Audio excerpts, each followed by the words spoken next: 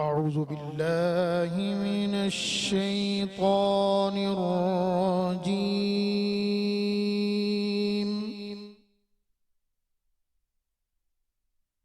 بسم الله الرحمن الرحيم.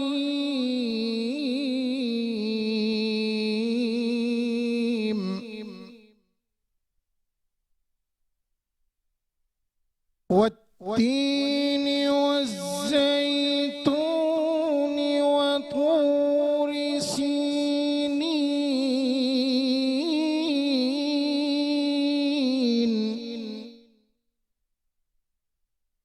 وهذا البلد الأمين.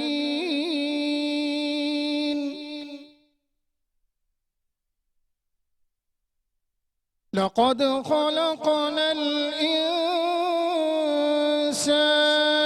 في أحسن تقويم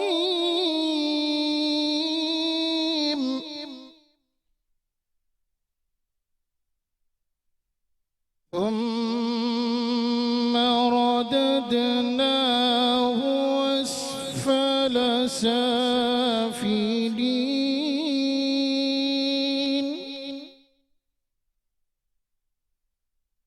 إلا الذين آمنوا وعملوا الصالحات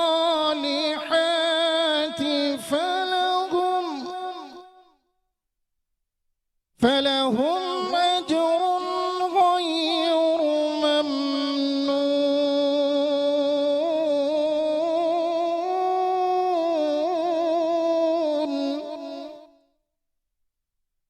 فما يكذبك بعد بالدين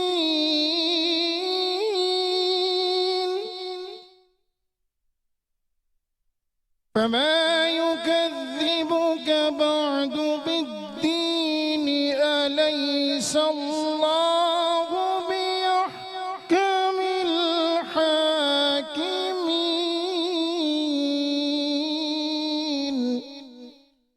صدق الله العظيम. माशाल्लाह सुभान अल्लाह। Metro one news देखने वाले तमाम नाजरीन को आपके मेज़बान अली ज़ाकिर की जानिब से अस्सलाम वालेकुम। आप देख रहे हैं हमारा रमज़ान खुसूसी प्रोग्राम जिसका नाम है रमज़ान के रंग ग्रेस के संग, और ये इस प्रोग्राम में हमारा और आपका साथ यकम रमज़ान से है, जो कि चांद रात तक रोज़ाना मेट्रो वन न्यूज़ पर रात 10 से 11 बजे हमारे प्रोग्राम आप देख सकेंगे। और इसी प्रोग्राम में हम रोज़ की तरह मेरी को होस्ट रबी आदिल मौजूद हैं। मेट्रो वन देखने वाले तमाम नाजरीन और स्टूडियोज़ में मौजूद तमाम हाजरीन को रबी आदिल खान का अस्सलाम वालेकुम। जैसा कि आप सब जानते हैं कि हमारे पास मुख्तलिफ शोबाजात से ताल्लुक़ रखने वाली शख्सियात मौजूद होती हैं, तो वक्त ज़ाया किए बगैर, क्योंकि वक्त हमारे पास बहुत कम होता है, मैं अपने मेहमानों का इंट्रोडक्शन करवाना चाहती हूँ, जिसमें सबसे पहले हैं मिर्ज़ा अशफाक बेग साहब, जो कि CEO हैं ZNS प्लानर प्राइवेट कंपनी के, और साथ ही मैनेजिंग डायरेक्टर हैं the city higher secondary school के। सर आपको बहुत बहुत खुशामदीद।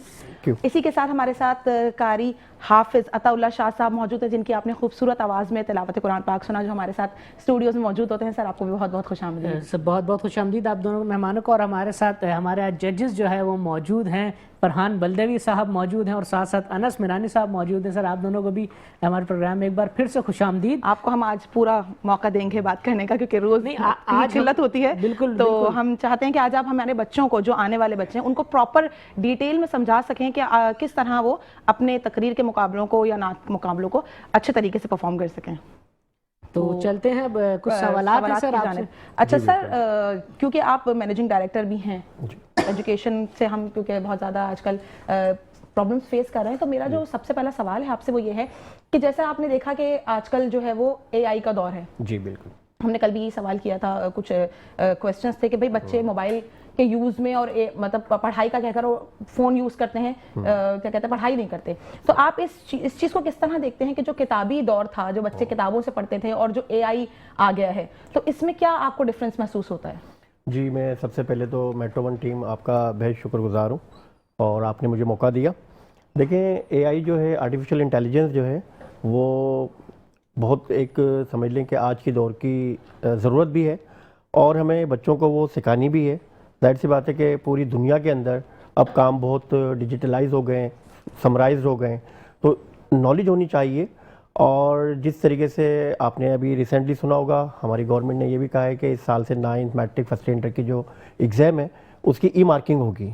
और ई मार्किंग जो है ये डिजिटल असेसमेंट होती है। जैसे पहले मैनुअल टीचर कॉपियाँ चेक करते थे, तो अब उसको भी ये AI की तरफ जाकर और इसको ये ई असेसमेंट के ऊपर लेकर आ रहे हैं, ई मार्किंग लेकर आ रहे हैं। नहीं लग सकती कि चीटिंग हुई है या चेकिंग प्रॉपर नहीं हुई या मार्क्स कम दिए हैं। फेवरेटिज्म का भी एक बहुत बड़ा मसला अली आ जाता है स्कूल्स के अंदर कि टीचर का फेवरेट बच्चा तो मार्क्स ज्यादा देता है। एग्जैक्टली। अब उसमें पहले ये होता था कि जनाब एक बच्चा घर पे आ रहा है कि जी मेरे को जो है ना बहुत मार्क्स कम दिए और मेरे दोस्त को ज्यादा मार्क्स मिल गए। अब उसके अंदर क्या है कि एक तो उसके पास रिकॉर्डेड है और वो जो चेक जो हो रहा है, अच्छा पहले जो सवालात होते थे उसमें बच्चे का रट्टाफिकेशन ज़्यादा होता था। अब जब से ये MCQs टाइप आ गए, शॉर्ट क्वेश्चन आंसर आ गए, तो उसके अंदर सिर्फ बच्चे की वो नॉलेज को पिक किया जाता है कि जो बिल्कुल मुख्तसर हो और जामे हो।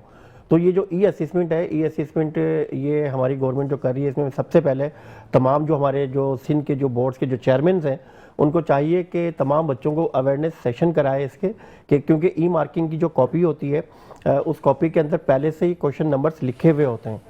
मतलब जैसे पेपर में क्वेश्चन पेपर में नंबर आते हैं, तो इसी तरह उस कॉपी के अंदर भी वो मार्किंग डली हुई होती है। अब उस स्टूडेंट को सबसे पहले उस जो सिस्टम से समझ लें कि फेमिलियर करने के लिए उसकी वर्कशॉप्स की जाए, उसकी कैपेसिटी बिल्डिंग की जाए और उसके अंदर बच्चा जो है ये सीख ले कि कम से कम जो है उसका जो सीट नंबर है, जैसे बबल शीट्स होती हैं उसके अंदर सीट नंबर्स को फिल किया जाता है, वो प्रॉपर शीट को फिल करे। अब वो जो कॉपी है, जिस कॉपी के अंदर पहले से ही सवाल जो है क्वेश्चन जो है उसका मार्क जैसे मिसाल के तौर पर 2 है, अब बच्चा जो है वो अपने जहन से सवाल नंबर 3 लिख रहा है, अब उस कॉपी के अंदर तो वो 2 है और बच्चा लिख रहा है 3। अब जब वो असिस्टेंट के लिए जाएगी कैंसिल हो जाएगा, वो कैंसिल हो जाएगा। अब बच्चा घर पे कहे मैंने तो सारे सवाल किए। तो ये जो चीज़ें आएंगी ये फ़ायदा है, बहुत अच्छी चीज़ है, लेकिन जब तक टीचर की ट्रेनिंग्स नहीं होंगी, बच्चों को समझाया नहीं जाएगा सिस्टम से, तो इसके नतीजे बहुत अच्छे मिल सकते हैं और ये हमारे बच्चों के लिए बहुत अच्छी चीज़ है। सर ठीक है, हम ई चेकिंग की तरफ तो आ गए जी। जिस तरह हम देख रहे हैं कि एजुकेशन सिस्टम अपग्रेड होता जा रहा है जी, हम ई एग्जामिनेशंस की तरफ कब आएंगे?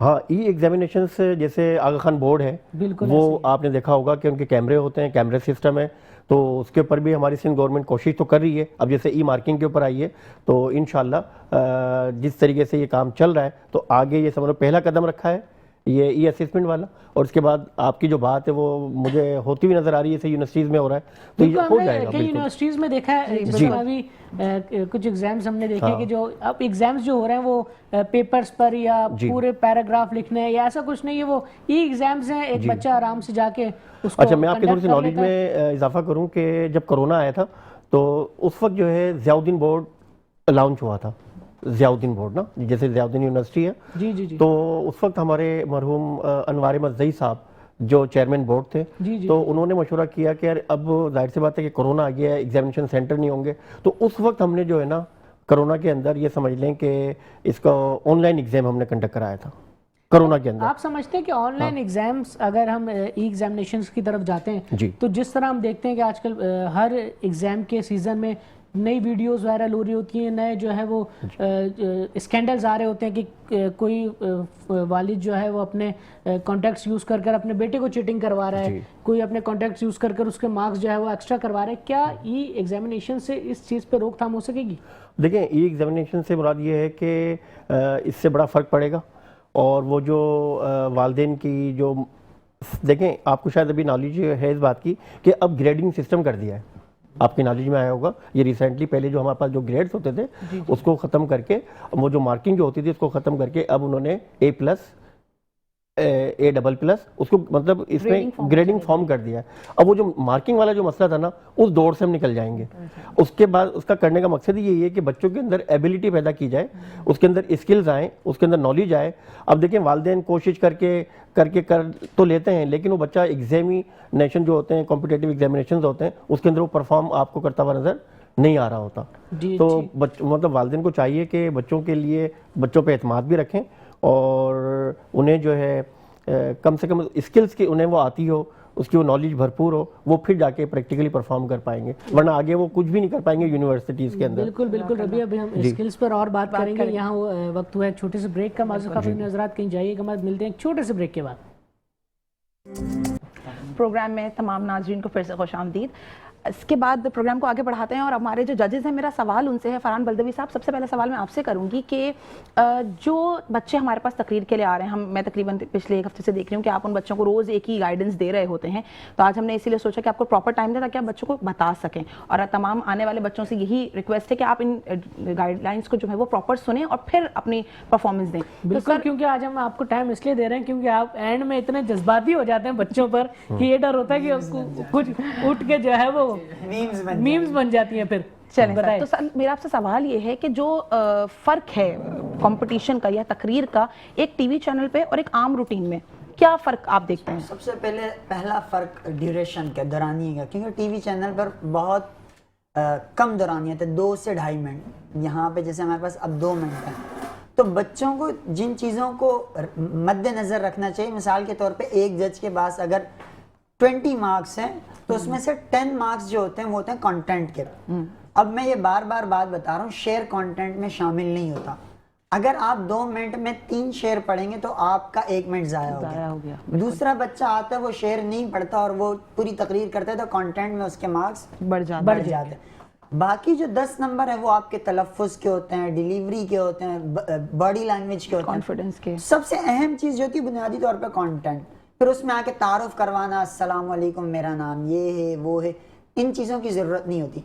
जब आपके पास 2 मिनट तकरीर होती है ना, तो आप सिंपल तरीक़ेकार में ये एक फॉर्मेट बता दें, तो आप जो भी टॉपिक है उसको डिफाइन कर दें 40-45 सेकंड लेके, बाकी जो आपके पास 65-70 सेकंड रहते हैं या 80 सेकंड, उसमें आप एग्जाम्पल्स दे दें जो उसको प्रूव करे आपके पॉइंट ऑफ व्यू को, जो भी आपने टॉपिक लिया है।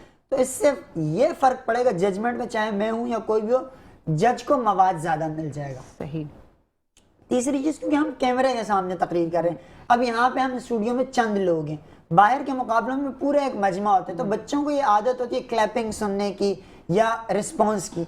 अब यहाँ पे रिस्पॉन्स होता नहीं है, तो उसके लिए बेहतरीन तरीका ये है कि आप अपने खुद ही ये सोच लें कि कहाँ वक्फा लेना। नहीं तो बाहर की तकरीरों में बच्चे क्लैप होती है तो उसमें सांस ले लेते हैं। अब यहाँ पे अब वो जब ये करते हैं तो उसमें हमें ऐसा लगता है वो भूल रहे हैं, और अक्सर औकात भूल भी जाते हैं। तो वो पहले से तैयारी करके, या शायद उन्हें रिस्पॉन्स नहीं मिलता, इस वजह से भी थोड़ा कंफ्यूज हो जाते हैं। कंफ्यूज होता है। तो ये इंसान की फितरत होती है, मैं बोल रहा हूँ और सामने से कोई रिस्पॉन्स पता नहीं चल रहा, तो ये उसको पहले से माइंड सेट बना लेना चाहिए। जो भी मुकर्रर आ रहा है, मुकर्ररा आ रही है, ये बोले। तीसरी चीज, क्योंकि हर एक बच्चे की मादरी जबान जो है ना वो नहीं है उर्दू, तो जब मादरी जबान आपकी उर्दू नहीं है तो आप जब तकरीर कर रहे हैं उर्दू में, इसी तरह अगर हम अंग्रेजी में यहाँ तकरीर कर रहे होते तो बुनियादी तौर पे हम ये चीज देखते हैं क्या उसका तलफ़ुज़ उस लफ्ज को या जबान को बिगाड़ तो नहीं रहा।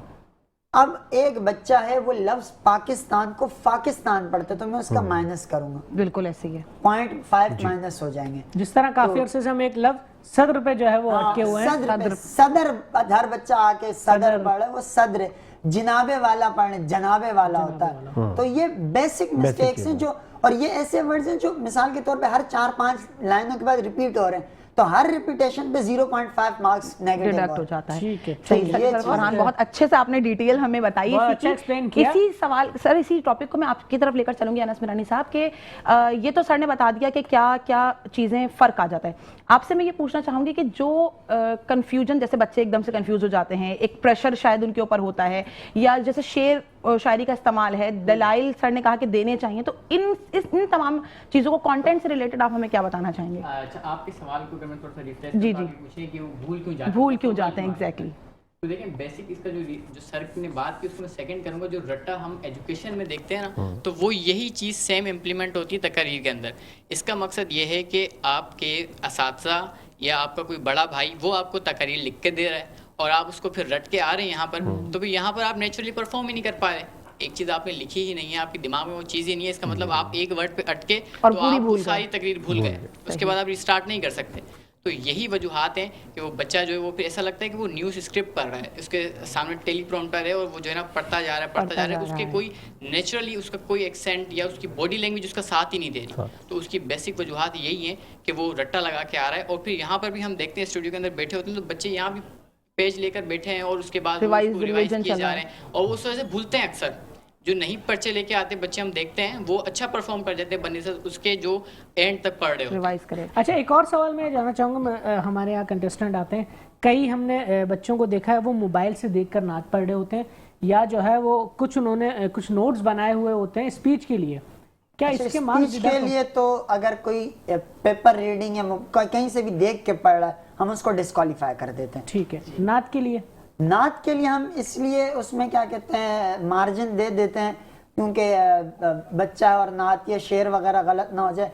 लेकिन अगर दो बच्चे उन्होंने एक लेवल पे पढ़ा है और एक बच्चे ने देख के पढ़ा और एक ने बगैर तो फिर हम जितवाएंगे बगैर देखे वाले को, वो उसके पास प्लस पॉइंट है। इसके साथ ही जो मैंने अभी एक सवाल का एक पार्ट रह गया, वो मैं आप दोनों से मुश्तरका ही सवाल करूंगी कि शेर आपने कहा कि खूबसूरती है तकरीर की, ठीक है ना, लेकिन उसके मार्क्स नहीं होते।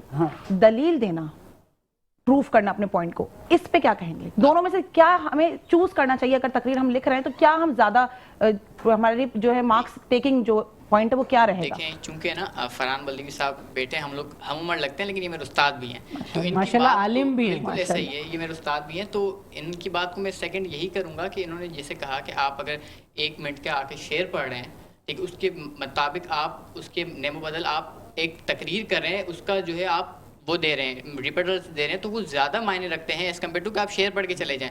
आपकी आधी तकरीर तो शेर में निकल जाएगी। तो सही, यानी कि आपके हिसाब से दलाइल देना ज्यादा बनिस्बत के तौर पे एक नॉर्मल कॉमन साइकोलॉजी है ना।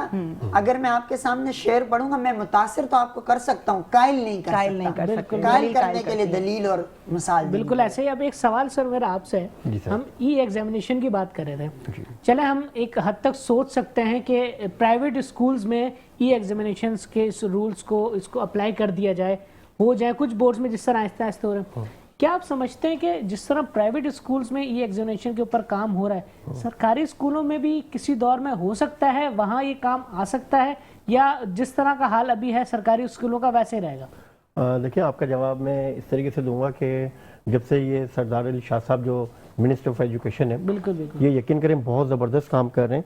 अभी आपने देखा होगा कि रिसेंटली उन्होंने सरकारी जो इमारत होती थी स्कूलों की, उसको कलरफुल कर दिया है, नई मतलब एक रिनोवेशन हुआ। और मतलब ये कि इतने कलरफुल कर दिए इंटीरियर में। पहले जो वो समझ लें कि जहाँ पर वो भैंसें बंधी हुई होती थी, वो लुक ही अलग होता था, बाड़ों का लुक होता था, अब वो कलरफुल करके उन्होंने इतना कलरफुल कर दिया है। और सबसे बड़ी बात उन्होंने करी कि वो जो एसएनई होती है, जो फंड्स होते हैं, वो स्कूल के हेड मास्टर्स को उन्होंने डायरेक्टली दे दिए हैं, ताकि उनको बेहतर पता हो कि कहाँ यूटिलाइज किया अब जाए। मिसाल के तौर पर फंड्स इनके पास हैं, डायरेक्टर के पास, हेडमास्टर के पास फंड नहीं है, अब वो किस तरीके से मतलब उसके पैसे होंगे तो कुछ करेगा ना। तो देखें, कुछ बेसिक नीड्स वो आहिस्ता आहिस्ता कर रहे हैं, अच्छे इकदाम कर रहे हैं। और जिस तरीके से अभी आपको पता होगा कि 95,000 असातिज़ा सिंध में अभी समझ लें कि IBA ने टेस्ट लिया था, शायद आपको बताऊं जी, 95,000 टीचर्स अभी आए और सब एग्जाम देकर आए, और वो IBA सक्कर यूनिवर्सिटी ने लिया है।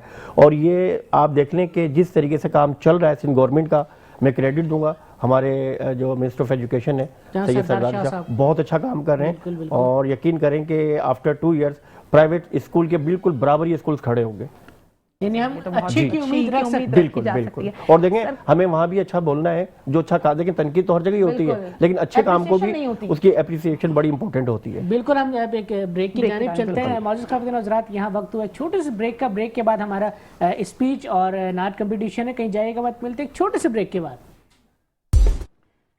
मेट्रो वन देखने वाले तमाम नाज़रीन को प्रोग्राम में फिर से खुशामदीद। प्रोग्राम को आगे बढ़ाने से पहले मैं हमारे साथ इस प्रोग्राम को आप तक पहुंचाने के लिए जिन लोगों का ताउन होता है उनका शुक्रिया अदा करना चाहूँगी, जिनमें सबसे पहले अल आबिद एजुकेशनल सोसाइटी है, जावेद पब्लिशर्स बोलती किताबें, all Sindh private school and college association, tea partner हमारे हैं हर पल ताज़ा चाय, और उसके बाद Recool syrup Move pharma Pakistan की तरफ से। आप तमाम ही अफराद का बहुत बहुत शुक्रिया। इसी के साथ हमारे जजेस आज मौजूद हैं और इंट्रोडक्शन हो चुका है, तो वक्त ज़ाया किए बगैर हम अपने नात के मुकाबले की तरफ चलते हैं, जिसमें हमारे पास सबसे पहले जो हमारे पार्टिसिपेंट हैं वो हैं अली रज़ा अल कलाम स्कूल से। अली रज़ा बेटा, अली रज़ा अल कलाम स्कूल से प्लीज। आप लोगों के पास 2 मिनट का वक्त है।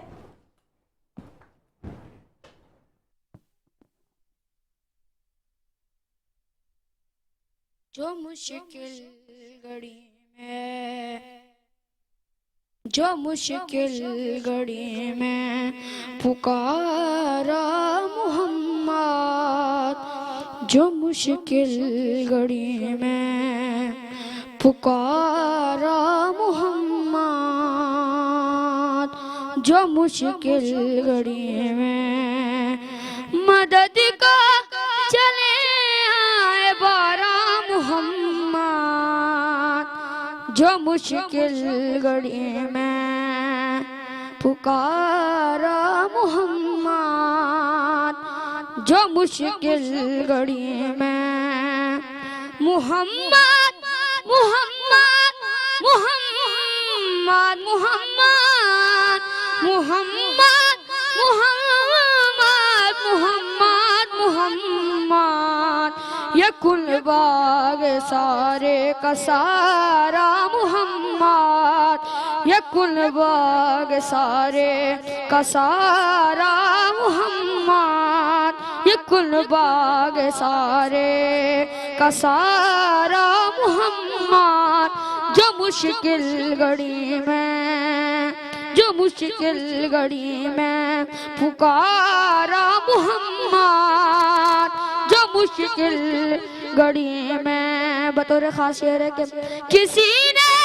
अली की हकीकत जो पूछी, किसी ने अली की हकीकत जो पूछी, मोहम्मद ने हंस के दोबारा मोहम्मद, जो मुश्किल घड़ी में पुकारा मोहम्मद, जो मुश्किल घड़ी में मोहम्मद मोहम्मद मोहम्मद मोहम्मद मोहम्मद मोहम्मद मोहम्मद मोहम्मद, ये कुल बाग सारे का सारा मोहम्मद, जो मुश्किल घड़ी में पुकारा मोहम्मद। माशाल्लाह बहुत ही खूबसूरत हाँ, आवाज में बहुत रज़ा ने खूबसूरत कलाम आवाज़ पेश अली किया। रज़ा। इसी के साथ हमारी दूसरी कंटेस्टेंट हैं सिदरतुल मुंतहा अल हसीब स्कूल से। बेटा आपके पास भी 2 मिनट का वक्त है।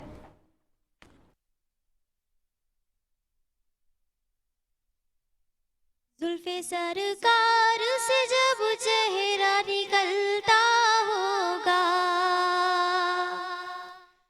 जुल्फे सरकार से जब चेहरा निकलता होगा, जुल्फे सरकार से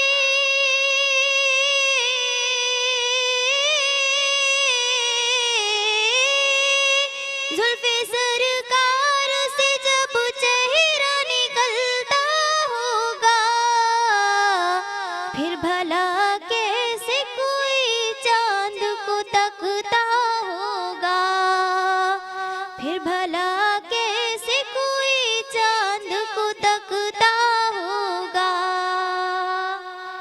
माहली माँ ये तो बता तूने तो देखा होगा, माहली माँ ये तो बता तूने तो देखा होगा, माहली माँ ये तो बता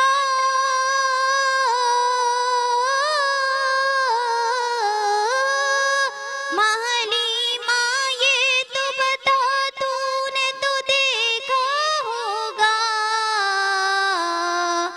कैसे तुझसे मेरा महबूब लिपटता होगा, कैसे तुझसे मेरा महबूब लिपटता होगा। काबिले रश्क है सिद्दीक वो तेरा आंसू,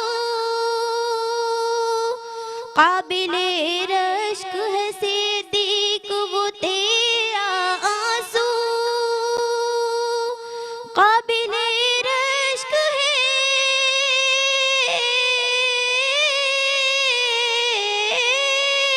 काबिले रश्क है सिद्दीक वो तेरा आंसू, गार में आपके रुख पर जो टपकता होगा, गार में आपके रुख पर जो टपकता होगा, जुल्फे सरकार से जब चेहरा निकलता होगा। हमारी लास्ट पार्टिसिपेंट हैं Ghania Danish Prince secondary school से।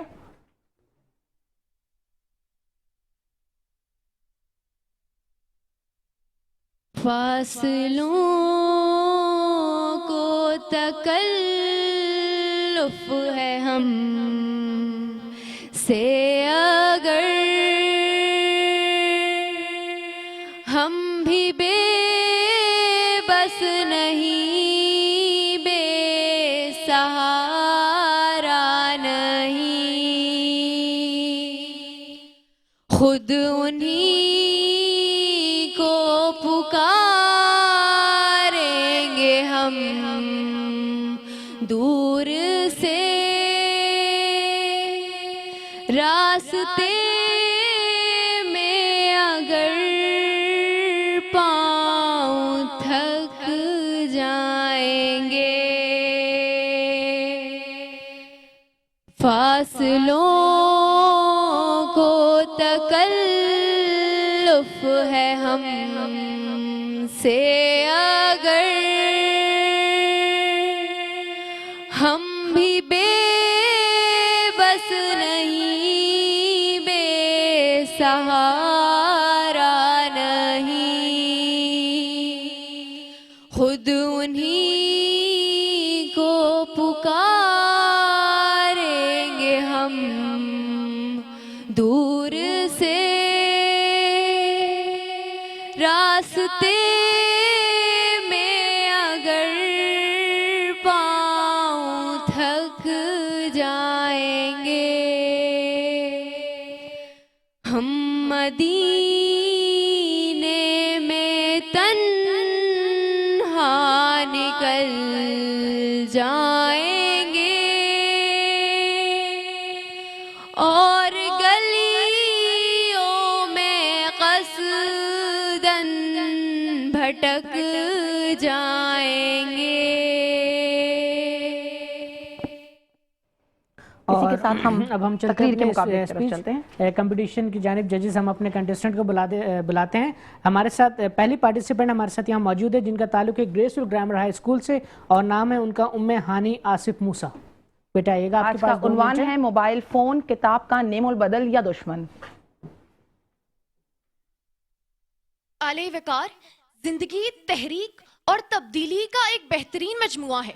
रोज़ा अव्वल से लेकर आज तक बनी नूह इंसान ने अपने पास मौजूदा आसाइशातों सहूलियात से इत्मीनान का इजहार नहीं किया, बल्कि ज्यादा से ज्यादा की तलाश में रहा। तलाश के इस सफर को किसी ने लालच का नाम दिया तो किसी ने हवस का, किसी ने जहानत का दर्जा दिया तो किसी ने तरक्की का। आलिया वकार, जहानतो तरक्की का ये सफर जारी है और जारी रहेगा, और इस सफर में इंसान कई ऐसी ऐसी चीजों का मौजिद बना कि अपनी इजादात पर खुद हैरान रह गया। इन्हीं इजादात की फहरिस्त में एक इजाद मोबाइल फोन भी है, जो अब एक आसाइश नहीं हमारी जरूरत बन चुकी है, या यूं कहें कि जिंदगी का लाजमी जुज बन चुका है। सदैवकार, ये वो सहूलत है जिसने सारी दुनिया को हमारी हथेली में समो दिया है। चंद सेकंड्स में दुनिया भर की किताबें, लेक्चर, लुगात, ई बुक्स, ऑडियो बुक्स सब हमारे सामने मौजूद होती हैं, और इस्तिफादा हासिल करने के शौकीन इससे मुस्तफीद भी होते हैं। मगर अफसोस इस बात का आली वकार, मुस्तफीद होने वालों की तादाद बहुत कम, हाँ अलबत्ता इसका गलत इस्तेमाल करने वालों की तादाद बहुत ज्यादा। सदैवकार, मैं ये कहना चाहूंगी कि मोबाइल फोन किताब का नेमुल बदल नहीं, बल्कि इसका गलत इस्तेमाल इसे किताब का दुश्मन बना देता है। आज लाखों तलबा मुताल्ला के बजाय सोशल मीडिया के बेमसरफ इस्तेमाल में मसरूफ हैं। सोशल मीडिया पर फैला गैर इखलाकी मवाद हमारी इखलाकी इक़दार को तबाह बर्बाद कर देता है। तवज्जो, बीनाई, बर्दाश्त, सोचने की सलाहियत सब कमजोर हो रही है, जबकि दूसरी जानिब किताब हमें सब्र, गहरी सोच, जुबान पर उबूर और इखलाकी तरबियत देती है। सदर तमाम दलाइल की पेश नज़र पे मैं ये कहना चाहूंगी कि मोबाइल फोन तालीमी जवाल का सबब बन सकता है अगर इसका गलत इस्तेमाल किया जाए, और अगर इसे किताब के साथ जोड़ दिया जाए तो एक बेहतरीन मददगार साबित होगा। इसलिए किताब हमारी उस्ताद है और मोबाइल का सही इस्तेमाल इसका मददगार। शुक्रिया। हमारी नेक्स्ट पार्टिसिपेंट है, इनका ताल्लुक है अल हक स्कूल से और नाम है इनका फातिमा जाहिद।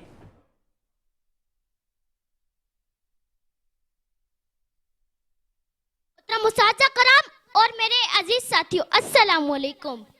मैं हूँ फातिमा जाहिद, अलग पब्लिक स्कूल बिटाइयाबाद से। मुझे आज जिस मौजू पर लब कुशाई करने का मौका दिया गया है वो दौर हाजिर एक अहम तरीन सवाल है।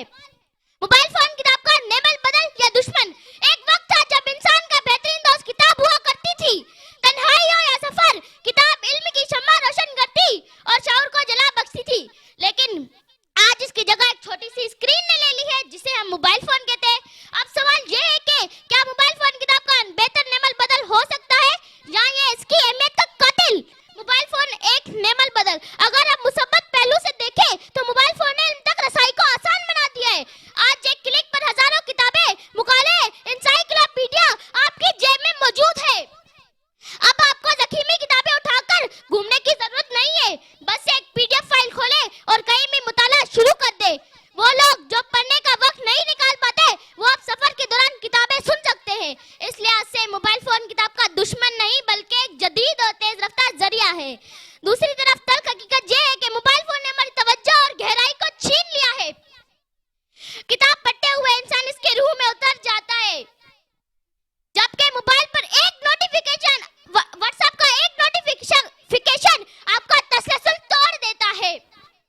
किताब के सिफात आंखों को ठंडक देते हैं, जबकि मोबाइल की नीली रोशनी ना सिर्फ बीनाई बल्कि सुकून कल्ब को मुतासिर करती है।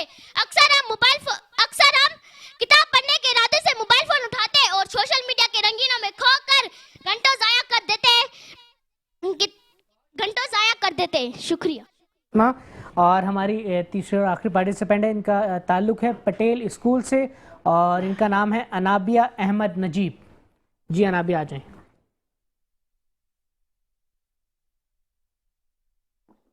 किताबों से जो आहिस्ता आहिस्ता रिश्ता टूट गया, किताबों से जो आहिस्ता आहिस्ता रिश्ता टूट गया, सोच का चिराग बुझा, शऊर का रास्ता खो दिया।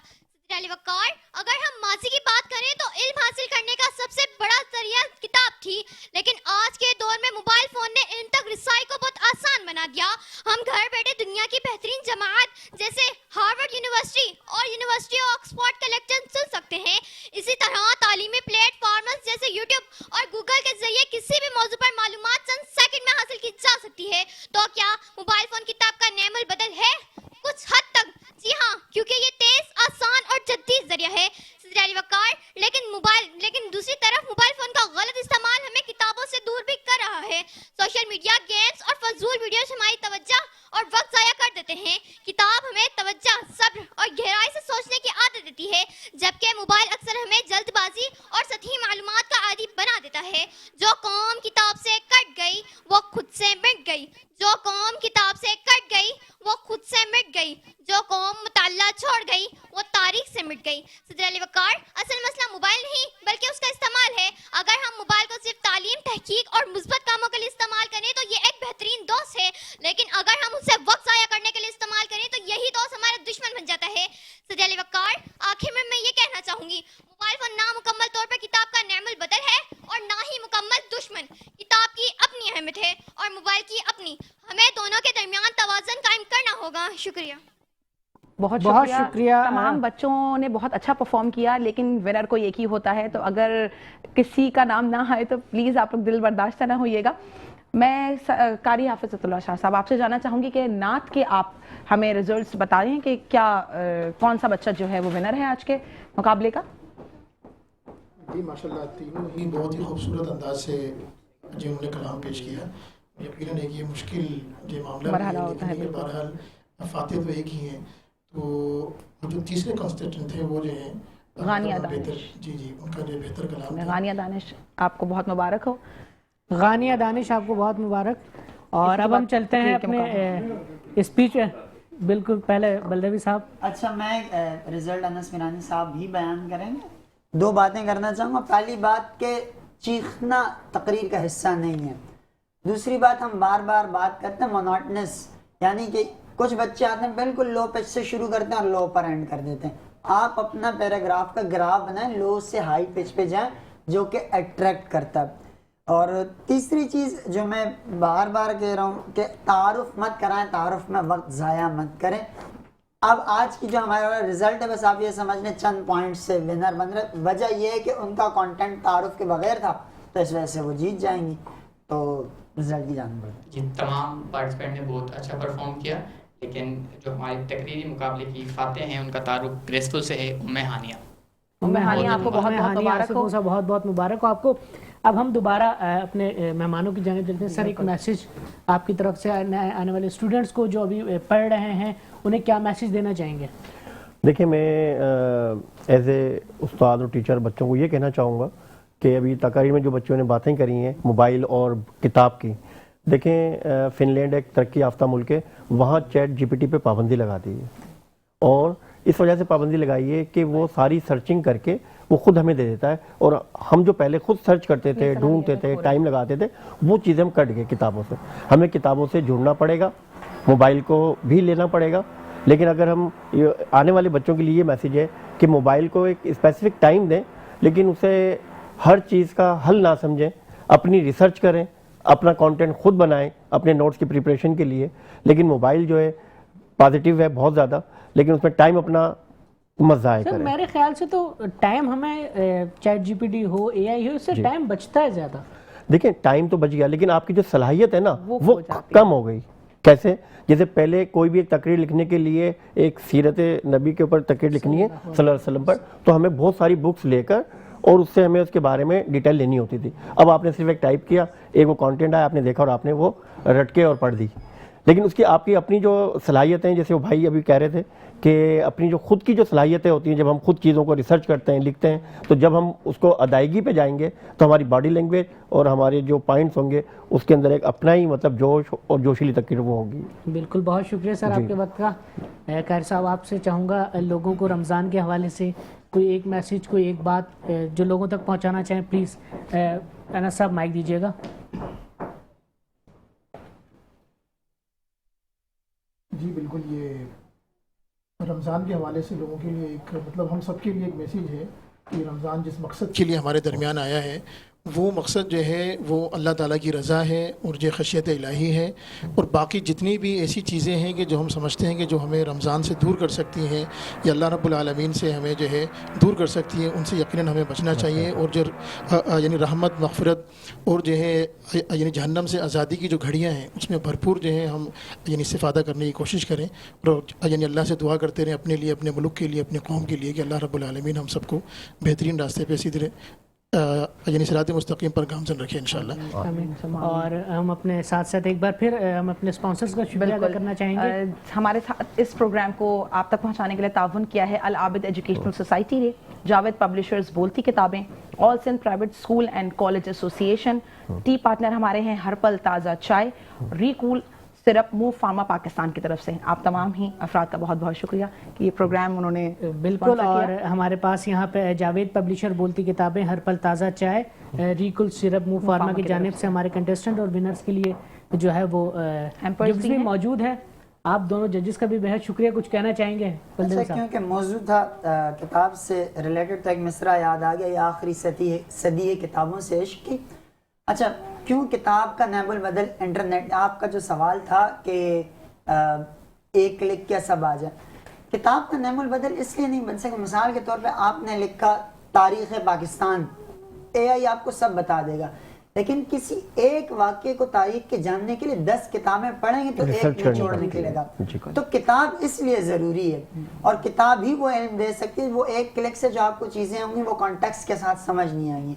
तो किताब ज़रूरत है, किताब दोस्ती को बढ़ाना चाहिए असातिज़ा को। और मैं चाहता हूँ, क्योंकि वो सामने भी टीचर है, मैं खुद टीचर हूँ, तो लाइब्रेरी कल्चर आम होना चाहिए। जी बिल्कुल।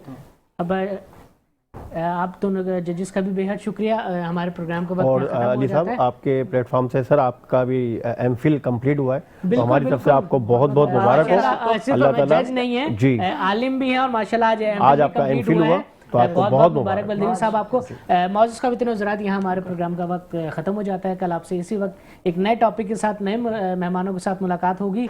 देखते रहिए मेट्रो 1 न्यूज़।